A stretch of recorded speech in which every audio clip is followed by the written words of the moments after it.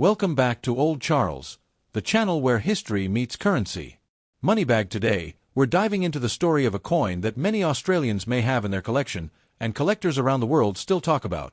The 1981 Australian 50-cent coin. How much is it worth today? Does its condition affect the value? Is it rare or common? Stick around as we explore its rich history, design, and collector's value. Let's rewind back to 1981, a year marked by social change, economic shifts, and innovation in coin production in Australia. The Australian 50-cent coin was first introduced in 1966, but it was round and made of silver. That version was short-lived due to its high silver content.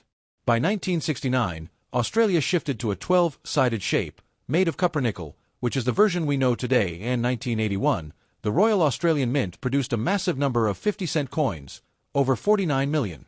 But here's the twist. Some of these coins were struck not just in Australia, but also in Canada and England. Yes, due to high domestic demand, the Royal Mint outsourced part of the mintage, and that makes some 1981 coins very special. We'll talk more about that shortly. Now let's talk about the design. On the obverse, that's the front side, we see the portrait of Queen Elizabeth II, designed by Arnold Machin. This design was used from 1966 to 1984, showing the Queen wearing the Girls of Great Britain and Ireland tiara. On the reverse, we have the Australian coat of arms, designed by Stuart Devlin, a brilliant sculptor and goldsmith.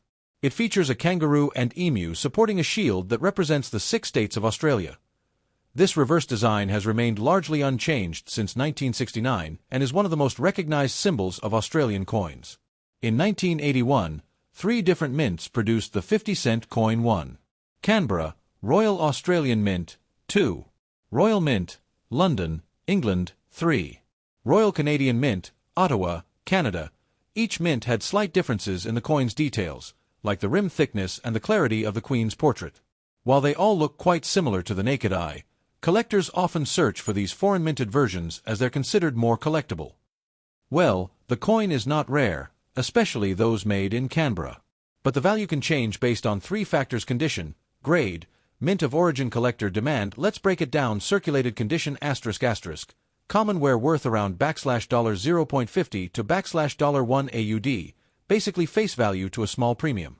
Uncirculated /mint state coins, MS60, MS65, ***, can sell for $2 to $10 AUD, depending on quality and luster. Foreign minted versions, London or Canada, ***. In uncirculated condition, these can fetch $10 to $25 AUD, especially if clearly identified and certified. Proof versions or rare errors ***, like off-center strikes, clipped planchets, these can go much higher, even up to $100 AUD or more, depending on the error and grade. You might be wondering, do I have a valuable 1981 50-cent coin? Here's what you can do. Step 1 ***, check the condition. No heavy scratches, shiny surface, and clear details are signs of a better grade coin. Step 2 ***, look for subtle details in the Queen's portrait. Canadian and British minted coins have slight differences compared to the Australian ones. Some guides and books help you compare these. Step 3 ***, weigh it. A standard 1981 50-cent coin should weigh 15.55 grams and measure 31.5 mm across. Errors in weight or size might indicate a rare mint mistake. Step 4 ***, get it appraised. If you suspect you have a proof or error coin, have it checked by a coin dealer or graded by a professional service like PCGS or NGC. Here's a pro tip from coin collectors. Store your coins properly. Use coin flips, albums, or capsules to prevent further wear. The better the condition, the higher the potential value in the future. So there you have it, the complete history, design, and value of the 1981 Australian 50-cent coin. While most of them are still common in circulation, some versions can fetch a premium, especially those minted overseas or in uncirculated condition. The history of the Australian 50-cent coin is both fascinating and unique, especially when we focus on the year 1981. Let's go back to the beginning. Australia introduced decimal currency in 1966, replacing the old pounds, shillings, and pence system. With this change came a brand new coin, the round silver 50-cent piece, which contained 80% silver. However, that coin was short-lived. Because of rising silver prices, the 1966 50-cent coins quickly became more valuable as metal than their face value. As a result, many were hoarded and melted down. The government had to act fast. In 1969, the 50-cent coin was reintroduced, this time with a new design, a distinctive 12-sided shape and made from a copper-nickel alloy instead of silver. This new version was easier to distinguish from other coins and more durable in circulation. Fast forward to 1981, and Australia was facing increased coin demand due to economic growth and population expansion. The Royal Australian Mint needed help, so they outsourced production of some of the 50-cent coins to two overseas mints. The Royal Mint in London, England, the Royal Canadian Mint in Ottawa, Canada. This made 1981 a very special year, as it's one of the only times in Australian history that a single coin was minted in three different countries: Australia, England, and Canada. Despite this outsourcing, over 49 million 50-cent coins were produced in 1981, a huge number.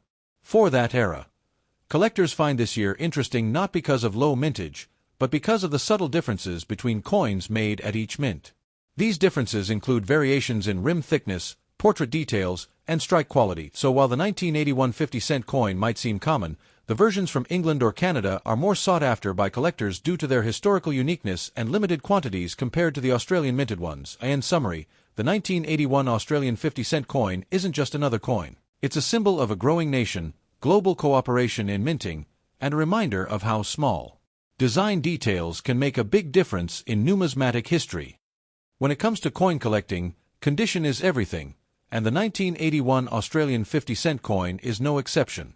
The better the condition, the higher the value. But how do you know what condition your coin is in? Let's break it down. Coin collectors and dealers use a grading system to describe a coin's condition.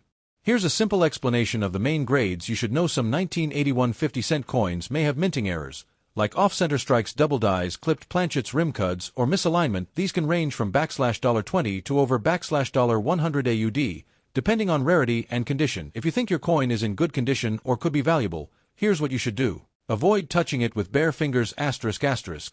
Use cotton gloves. Store it in a coin flip or capsule. Never clean it.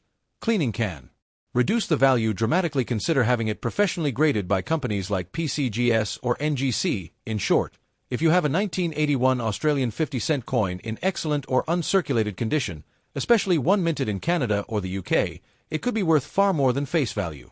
Always check your coins carefully. Condition can turn a common coin